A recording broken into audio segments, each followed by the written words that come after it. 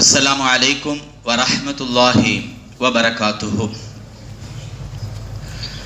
உலகிலே நாம் எவ்வளவு வசதியானவர்களாக இருந்தாலும் வீட்டிலே மட்டும் நாம் தங்கி இருப்பதில்லை.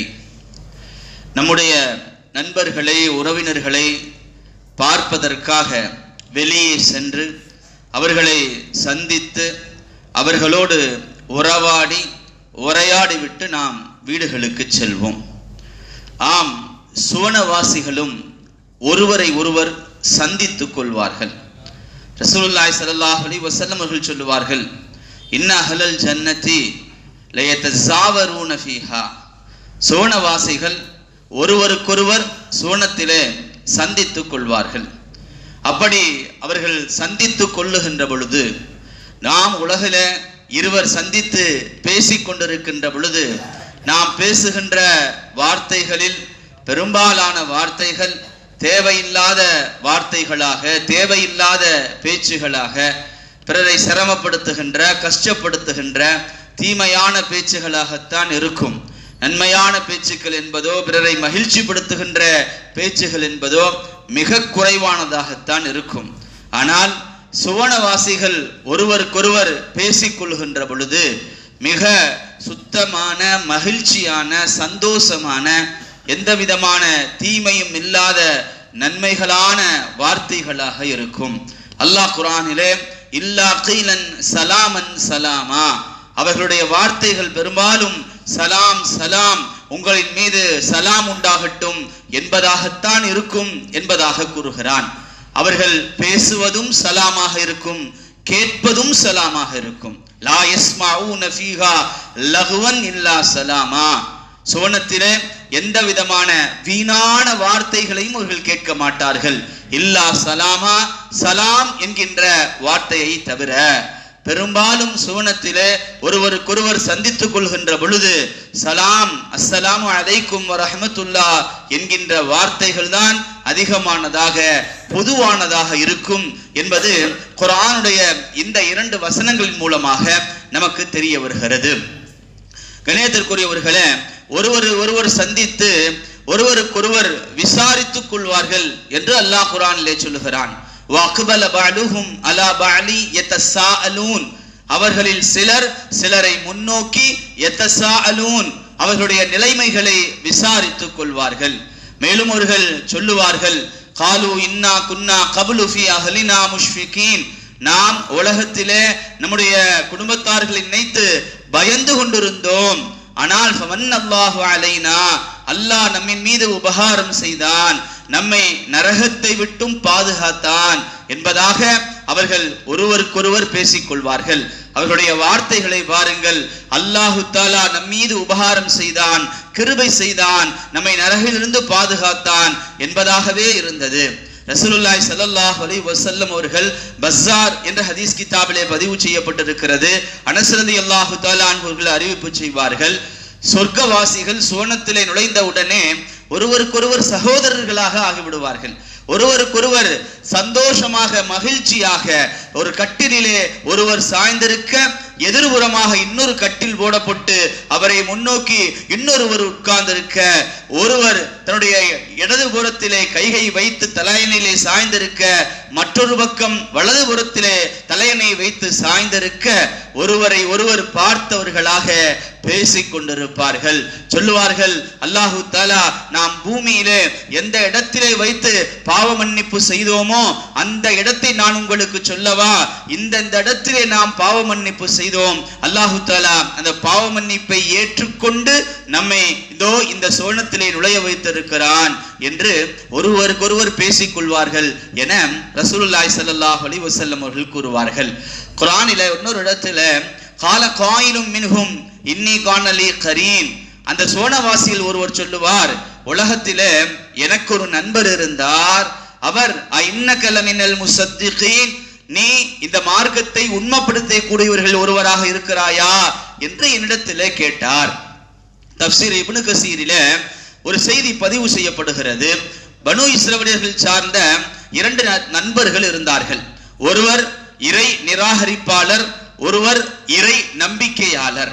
இந்த இருவரும் சேர்ந்து அவர்களுக்கு கிடைத்த 6000 பொற்காசுகளை 2ஆக பிரித்து கொண்டார்கள், 3000 பிறகு அங்கிருந்து பிரிந்து விட்டார்கள். நீண்ட நாட்களுக்கு பிறகு மீண்டும் இருவரும் சேர்ந்து பேசிக் கொண்டிருக்கிறார்கள். அப்பொழுது இறை நிராகரிப்பாளர் இறை நம்பிக்கையாளரிடத்திலே அந்த 3000 பொற்திருகங்களை பொற்காசுகளை வைத்து நீ என்ன செய்தாய், ஏதாவது பணங்களை பெருக்குவதற்குண்டான வேலைகளை செய்தாயா என்று கேட்கின்ற பொழுது இல்லை என்கிறார் இவர்.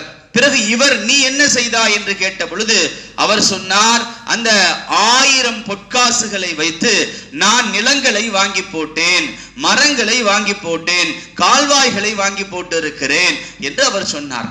இப்ப இந்த இறை நம்பிக்கையாளர் தன்னுடைய வீட்டிற்கு வந்து இரவு முழுவதும் தொழுது விட்டு 1000 பொற்காசுகளை தனக்கு முன்னால் வைத்து அல்லாஹ்விடத்திலே, யா அல்லாஹ், என்னுடைய நண்பர் நிலங்களை வாங்கி போட்டு இருக்கிறார், மலைகளை அதாவது மரங்களை வாங்கி போட்டு இருக்கிறார், யா அல்லாஹ், இந்த 1000 பொற்காசுகளுக்கு பகரமாக உன்னிடத்திலே நான் சொர்க்கத்திலே நிலங்களை கேட்கிறேன், உன்னிடத்திலே சொர்க்கத்திலே மரங்களை கேட்கிறேன் என்று கூறிவிட்டு அந்த 1000 பொற்காசுகளையும் தர்மம் செய்து விடுகிறார். நீண்ட நாட்கள் செல்கிறது, மீண்டும் சந்திக்கிறார்கள், மீண்டும் அவரிடத்திலே கேட்கிறார். இவர் நான் எதுவும் செல்லவில்லை என்கிறார். நீ என்ன செய்தாய் என்று கேட்கிறார். அதற்கு இறை மறுப்பாளர் சொல்லுகிறார், எனக்கு வேலை செய்வதற்கு ஆள் இல்லாமல் இருந்ததால் இந்த 1000 பொற்காசுகளை வைத்து அடிமைகளை வாங்கி வைத்திருக்கிறேன் என்று கூறுகிறார். இவர் இறை நம்பிக்கையாளர் வீட்டிற்கு வந்து இரவிலே தொழுது விட்டு அந்த 1000 பொற்காசுகளை தனக்கு முன்னால் வைத்து விட்டு அல்லாஹ்விடத்திலே, என்னுடைய நண்பர் அடிமைகளை வாங்கி இருப்பதாக சொன்னார், யா அல்லாஹ், எனக்கு சொர்க்கத்திலே இந்த காசுகளை வைத்து அடிமைகளை நான் வாங்கிக் கொள்கிறேன் என்று சொல்லிவிட்டு 1000 பொற்காசுகளை தர்மம் செய்து விடுகிறார். மீண்டும் நாட்கள் கழிகிறது, மீண்டும் சந்திக்கிறார்கள். மீண்டும் அவரிடத்திலே 1000 பொற்காசுகளை வைத்து என்ன செய்தாய் என்று கேட்ட பொழுது, இப்பொழுதுதான் ஒரு பெண்மணி விவாகரத்து பெற்றிருக்கிறார், அவரை நான் 1000 பொற்காசுகள் மகராக கொடுத்து திருமணம் முடித்திருக்கிறேன், அவர் ஒரு 1000 பொற்காசுகளை சேர்த்து இடத்திலே 2000 பொற்காசுகளாக கொண்டு வந்து கொடுத்திருக்கிறார் என்று சொன்ன பொழுது அன்று இரவு இவர் தொழுது விட்டு அல்லாஹ்விடத்திலே, யா அல்லாஹ், அவர் 1000 பொற்காசுகளுக்கு மனைவிக்கு மகர் கொடுத்ததாக சொல்லுகிறார், நான் இந்த 1000 பொற்காசுகளை வைத்து சோனத்தினுடைய மனைவிமார்களை திருமணம் முடிக்க நான் விரும்புகிறேன் என்று சொல்லி அந்த 1000 பொற்காசுகளையும் தர்மம் செய்து விடுகிறார். இவரிடத்திலே பணம் முழுவதும் தர்மமாக கடந்து விட்டதால், காலியாகி விட்டதால் இவரிடத்திலே எந்த விதமான பணமும் இல்லாமல் போனது, ஆடையும் பழைய ஆடையாக ஆகி போனது. எனவே உழைக்கலாம் என்று வெளியே கிளம்புகிறார், வெட்டியை தன்னுடைய தோளிலே சுமந்தவர். அப்பொழுது ஒரு மனிதரை பார்க்கிறார். அந்த மனிதர் சொன்னார், என்னுடைய ஆடு மாடுகளுக்கு உணவு கொடுப்பதற்காக வருகிறாயா என்று கேட்கிறார். சரி என்று அவர் சென்று விடுகிறார். அவர் உணவு கொடுக்கிறார். அடுத்த நாள் காலையிலே அவர் வருகின்ற பொழுது, என்னுடைய ஆடுகளை காண்பி என்று சொன்ன பொழுது சில ஆடுகள் மெலிந்திருப்பதை பார்த்து இவரை அடித்து விட்டு, இந்த ஆடுகளுக்கு வைக்கின்ற தானியங்களை எல்லாம் நீ திருடி திண்டு விட்டாயா என்று கேட்கிறார். இவருக்கு சங்கடமாகி போனது. என்னுடைய நண்பர் நல்ல வசதியாக இருக்கிறார் அல்லவா, அவரை சந்தித்து அவரிடத்திலே வேலை செய்வோம் என்று அவருடைய இடத்தை தேடி செல்கிறார். அப்படி அவருடைய இடத்தை தேடி செல்கின்ற பொழுது பெரும் மாளிகை ஒன்று இருக்கிறது. அதை சுற்றி காவலர்கள் இருந்து கொண்டிருக்கிறார்கள். காவலரிடத்திலே சென்று, நான் வந்திருப்பதாக உங்களுடைய முதலாளி இடத்திலே சொல்லுங்கள், நிச்சயமாக அவர் என்னை வரவேற்பார், மகிழ்ச்சி அடைவார் என்று சொன்ன பொழுது, இருந்தாலும் நீ இங்கேயே தங்கிரு, காலையில் உனக்கு அனுமதி வாங்கி தருகிறேன் என்று சொல்லிவிடுகிறார்கள். காலையிலே அந்த இறை மறுப்பாளர் வீட்டிலிருந்து வெளியே வருகின்ற பொழுது இவரை பார்க்கிறார். ஏன் இங்கு வந்திருக்கிறாய் என்று கேட்ட பொழுது, என்னுடைய பணங்களை என்ன செய்தாய், நான் எப்படி இந்த 3000 வைத்து இவ்வளவு பெரிய சொத்துக்களை நான் வாங்கி இருக்கிறேன், நீ என்ன செய்தாய் என்று சொன்ன பொழுது, என்னுடைய நிலைமை இதுதான் என்று சொல்லிவிடுகிறார். இல்லை, இந்த 3000 பொற்காசுகளை என்ன செய்தாய் என்று கேட்ட பொழுது, இல்லை, நீ அதை பற்றி இடத்திலே கேட்காதே என்று சொல்லிவிடுகிறார். இப்பொழுது எதற்காக வந்திருக்கிறாய் என்று கேட்ட பொழுது, உன்னுடைய வேலை தேடி வந்திருக்கிறேன், எனக்கு ஏதாவது வேலை தான், அந்த வேலைக்கு பகரமாக ஒரு வேளை ரொட்டி கொடுத்தால் போதுமானது, ஆடை பழையதானால் ஆடை கொடுத்தால் போதுமானது என்று சொல்லுகிறார். இல்லை, நீ கேட்பதை விடவும் அதிகமாக தருகிறேன், ஆனால் நீ இந்த 3000 பொற்காசுகளை என்ன செய்தாய் என்று மட்டும் சொல்லிவிடு என்கிறார். அப்பொழுது அவர் சொல்லுகிறார், நான் அதை கடனாக கொடுத்திருக்கிறேன். யாரிடத்திலே செல்வங்கள் அதிகமாக இருக்குமோ, யார் வாக்குறுதியை மாறு செய்ய மாட்டானோ அவனிடத்திலே நான் கடனாக கொடுத்திருக்கிறேன். அது யார் என்று கேட்ட பொழுது அதற்கு அவர் பதில் சொல்லுவார், அல்லாஹ் என்பதாக. இப்பொழுதுதான் அவர் கேட்பார், ஐன்னக லமினல் முஸத்திகீன், நீ இறைவனை அல்லாஹ்வை நம்பியவர்களில் ஒருவனாக இருக்கிறாயா?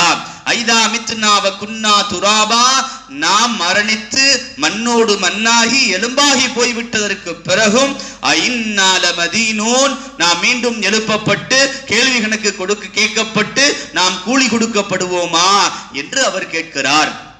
கண்ணியத்திற்குரியவர்களே, இப்பொழுது இவர் மரணித்து விடுகிறார்கள். அல்லாஹு தாலா அந்த இறை நம்பிக்கையாளருக்கு சுவனத்தை தந்து விடுகிறான். அந்த இறை நம்பிக்கையாளர் தான் தன்னுடைய சகாக்களிடத்திலே சொர்க்கத்திலே கால காயிலும் மின்ஹும் இன்னி காணலி கரீம், எனக்கு ஒரு நண்பர் இருந்தார் என்பதாக சொர்க்கத்திலே அவர் பேசுவார். கடைசியிலே அவர் எங்கு இருக்கிறார் தெரியுமா? அவர் நரகத்திலே இருந்து கொண்டிருக்கிறார். வாருங்கள் அவரை பார்ப்போம் என்று அவர்களை அழைக்கிறார். அல்லாஹு தஆலா அங்கிருந்து நரகத்தை காண்பிக்கிறான். அவர் இலா சவாயில் ஜஹீம், நரகத்துடைய நடு மத்தியிலே அந்த இறை மறுப்பாளர் இருந்து கொண்டிருக்கிறார். அவரை பார்த்துவிட்டு சொன்னார், காலத்தல்லாஹி இன் கித்தல துருதீன், நீ என்னையும் நரகத்தின் படுகொலியிலே இழுத்து சென்று கொண்டிருப்பாய். வலவுலா நிஅமத்து ரப்பி லகுன்து மினல் முஹ்தரீன், அல்லாஹ்வுடைய அருள் மட்டும் இல்லையானால் நானும் நரகவாசிகளிலே ஒருவராக ஆகியிருப்பேன். இன்னஹாதா லஹுவல் ஃபௌசுல் அலீம், இதோ இதுதான் நிரந்தரமான வெற்றி என்பதாக அந்த சுவனவாசி அந்த நரகவாசியை பார்த்து சொல்வதாக குர்ஆன் நமக்கு கற்றுத் தருகிறது. கண்ணியத்திற்குரியவர்களே, சுவனவாசிகள் ஒருவருக்கொருவர் அவர்களுக்கு கொடுக்கப்பட்ட நியாமத்துகளை, உலகிலே அனுபவித்த கஷ்டங்களை, சிரமங்களை பேசிக்கொள்வார்கள் என்பது இந்த ஹதீஸின் மூலமாகவும் குர்ஆனின் மூலமாகவும் நமக்கு தெரிகிறது. அல்லாஹு தஆலா சுவனத்தை நமக்கும் தந்து நாமும் அவர்களைப் போல ஒருவருக்கொருவர் மகிழ்ச்சியாக சந்தோஷமாக பேசிக்கொள்ளக்கூடிய பாக்கியத்தை தந்தருள்வானாக. இன்றைய திக்ருக்கு சென்று விடுவோம்.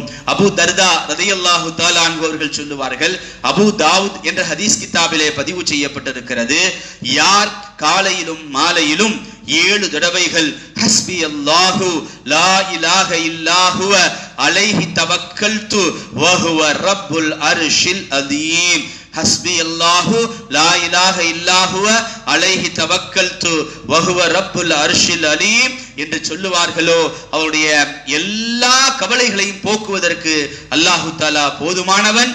அவர் நம்பியவராக சொன்னாலும் சரி, நம்பாதவராக சொன்னாலும் சரி என ரசூலுல்லாஹி ஸல்லல்லாஹு அலைஹி வஸல்லம் அவர்கள் கூறி இருக்கிறார்கள். நாளை முழுவதும் இந்த திக்ரை சொல்லிக் கொண்டே இருப்போம். கவலைகள் அனைத்தையும் போக்குவதற்கு அல்லாஹு தஆலா போதுமானவன். வாஹிர் தவானா அனில் ஹம்துலில்லாஹி ரப்பில் ஆலமீன்.